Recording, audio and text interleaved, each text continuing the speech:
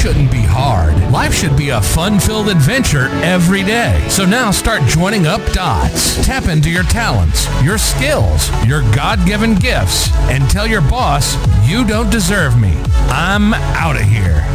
It's time for you to smash that alarm clock and start getting the dream business and life you, well, of course, are dreaming of. Let's join your host, David Ralph, from the back of his garden in the UK, or wherever he might be today, with another jammed-packed episode of the #1 hit podcast, Join Up Dots. Yeah, good morning to you. Good morning to you. Welcome to the Join Up Dots podcast. Now, if I cough, I went to a gig last night. It's the theme of the show, but I've got a very sore throat this morning, yeah. Anyway, I won't start with that because I'm going to talk about that. But good morning, everyone. I hope you're well, wherever you are in the world, listening to the Join Up Dots podcast. Yeah, I'm tired. I'm tired this morning. I was driving home last night at about 1:20 in the morning. And the rain was coming down, wipers going back and forth. The M11 through from sort of Norfolk down to where I live was really quite busy, really, with lorries whizzing past and cars going at 1,000 miles an hour right up your backside just so that they could get past. You know, I hate that. Just drive normally. Anyhow, it was one of those drives where it's just you and whoever's in the car, the road, and a lot of thinking time. And I went up to Cambridge and I saw a band called The Feeling, and they were a band that we sort of knew them vaguely from the radio because they had quite a few hits in the sort of early 20s. And then we went to see Rick Astley in the Albert Hall a few years ago, and they were the support group. And when they did the songs, you think, oh yeah, I know this one. I love it when you call. I love it when you call. I love it when you call, but you never call at all. And they did probably about 6 or 7 songs while I was supporting Rick, and I knew all of them. So I said to my son, if they play near us, we're going to see them. So anyhow, that's what we did, and it was a really good gig. This band, any music lover, if you want to see a really tight band that know exactly what they're doing, they're great. And I listened to the album this morning, and it's not half as good. The music really has to be sort of pounding into you. Anyhow, it's one of those evenings where you stand there and you jump along and you sing along to songs, and you just have a really good night out. But it was the drive home where my brain started doing what it always does, wandering off into thoughts that probably wouldn't appear if I'd gone straight to bed. Because as I was driving along the M11, I started thinking about everything I've got lined up this year. Concerts, sporting events, travel, shows, meals with family, and I basically tried to line up loads of things many months ago, and now they're all starting to slowly appear on the calendar, and I'm starting to sort of tick them off. And just in the last week, I've been to a show. I went to see Tottenham play Crystal Palace with my son. I went to a concert last night. I've done a few family meals. It just seems to be like something literally every other night. And it suddenly made me ask a question I sort of really haven't considered in this way before. Am I actually free because I get to do all these things? Or am I just living inside a slightly different, sexier kind of prison? Now, that probably sounds more dramatic than it actually felt, and you probably think that I'm sounding ungrateful. Well, this morning I'm a bit tired, to be honest. But I wasn't sitting there in some sort of deep sort of crisis on the motorway. It was just more a bit of curiosity, and I thought, yeah, I'm going to talk about this on the podcast, because when you look at the life I've built over the years, if you want to, it's easy to say it's a really free one. I run a few businesses and I just have to do them when I fancy doing it. I choose where I work. I can travel if I want to. I can take a Tuesday off and nobody's going to ask questions about it. I could take a week off. I could take 3 weeks off, a month, whatever. From the outside, that looks like freedom. And for a long time, I've told myself that's exactly what it was. But as I was driving home last night, that thing popped into my head. I sort of thought about what I've got committed to, and I'm wondering if all those things in the diary that I've now committed to, the trips I've agreed to, the meetings and all that, suddenly are as exciting leading up to them as they actually were when I said, yeah, we'll do that. Because freedom isn't always about the lifestyle you've built. Sometimes it's about how much control you still have over it, because there's this strange thing that happens when life starts going well. Opportunities appear. People start inviting you to things. Projects pop up that seem sort of exciting at the time. And because they're like good opportunities, you say yes. You'd be mad not to, because, you know, that's what you've been working towards.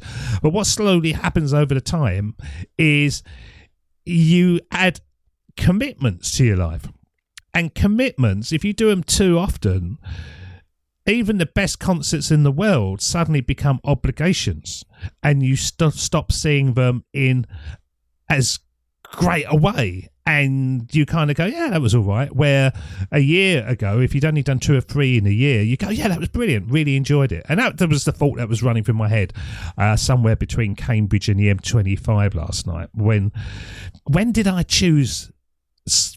When did the things I chose slowly become the things I have to do? And that's when I started forming this idea that I'm going to call the Freedom Score. It's not real score, you know. You're not going to find an app that tells you what it is, but it's a useful way of thinking about life, because most people measure success by completely different things: income, status, how busy you are, how many opportunities. But none of these tell you how free you are. And the real question is much simpler than that. How much of your life are you actually choosing? Really? So if tomorrow morning you decided you wanted a day to move in a completely different direction, could it? Or would there be 10 different things that you'd have to get out of the way, pulling you back onto your usual track? And I think we all have that, and certainly successful people have that, because the more successful you become, the easier it's to lose that control. Now, I've seen this a lot over the years through the podcast. People start businesses because they want freedom. They leave jobs because they want control of their time. And for a while, it works exactly like they imagine, but then the business grows and clients appear and projects increase, and suddenly this machine that you've built, and it's not a bad machine, it becomes a demanding one, and you've got to sort of look back on it and think, are all these things really needed? If I stopped all of it tomorrow, what would actually happen? Would the world fall apart? Would my businesses vanish overnight, or would life just quietly carry on? Because you can be in control, or you can just not even consider the element of control. And that's what the Freedom Score is all about. Okay, so what I want you to do, I want you to look at all the things you do today and think, is this something I've got to do? Is this something I'm choosing? Or is this something that I'm just sort of filling up the time with? So it might be scrolling, it might be, you know what your life is, whatever your life is. And give it a 10 if it's something that you've got to do and you can't get out of it. Or it's something that you feel you should be doing, but actually if you leave it for a few days, it doesn't make any difference.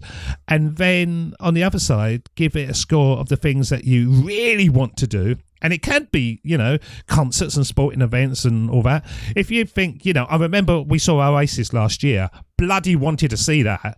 That was a 10. That was a 20, really. And it was absolute amazing concert. But a lot of the things I do, I kind of go, yeah, it'd be all right. It'd be all right. How do you score the things that you want to do so they don't become obligations? Because if you stop thinking that fun things are fun things, then you realise that you've created another prison. And that's sort of where I am at the moment. I suddenly realise, yeah, I can do these things whenever I want. But actually, Do I want to be doing them, or have I just got into a habit of saying yes because it seems exciting 12 months previously, but actually as it's leading up and you've got 4 late nights on the trot because they all sort of come up together, do you actually look at it and think, oh God, I'm out again tonight? So let me know. Go for the freedom score your life, and see how much you're actually measuring and you're in control of, because it's an interesting thought. And I'm certainly going to do that with mine, to think to myself, yeah, okay, maybe structuring so much in isn't such a good thing if it becomes not as fun as it would be. Maybe spontaneity is the way, where you don't plot anything, but then if something comes up, you look at it and go, yeah, do I really fancy this or not, and say yes instead of saying yes many months before. So let me know is your life full of things that you are having to do, or are they things that you wanted to do but now they're getting close, you think, oh, actually I could do without that tonight, because we can easily slip into that prison. So drop us a line, joinupdots@gmail.com, and let us know if you're in that sort of way of life. Tell us how you're getting out of it, or tell us that actually I'm talking a load of rubbish and that sounds brilliant and I shouldn't say anything, even though I had to go and see Tottenham. I'm not a Tottenham supporter, but I had to go and see Tottenham. But other than that, yeah, most things are good. Well, you look after yourselves, you stay sexy, of course, and we'll see you again very soon with another episode, and hopefully we'll get some emails from you and we can talk about how you're dealing with the freedom score yourself. We'll see you again. Cheers. See ya. Bye-bye. Got a question in your inbox about your business and your bright sparks. Let's join up dots and find the way to make your online dreams come true.